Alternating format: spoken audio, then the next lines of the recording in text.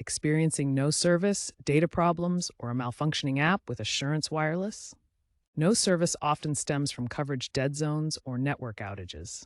Use the Assurance Wireless app or FCC Lifeline maps to check coverage in your area. Data issues frequently relate to exceeding your 10 gigabyte high-speed data limit, resulting in throttled speeds.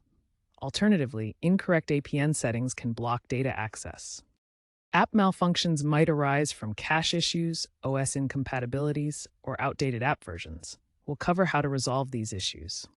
Let's fix these problems. For data issues, first verify your APN settings. For Verizon-based SIMs, the APN should be vSwinternet with no username or password. For AT&T, use ExitR for both. To fix app problems, force stop the app, clear its cache, and ensure it's updated to the latest version, v4.2 as of August 2025. If that doesn't work, uninstall and reinstall the app. For persistent no service issues, try restarting your device and reseating the SIM card. As a last resort, contact Assurance Wireless support, but be aware that wait times can be long. Don't forget to pre-download troubleshooting guides in case of outages, as demonstrated during Hurricane Debby in 2025.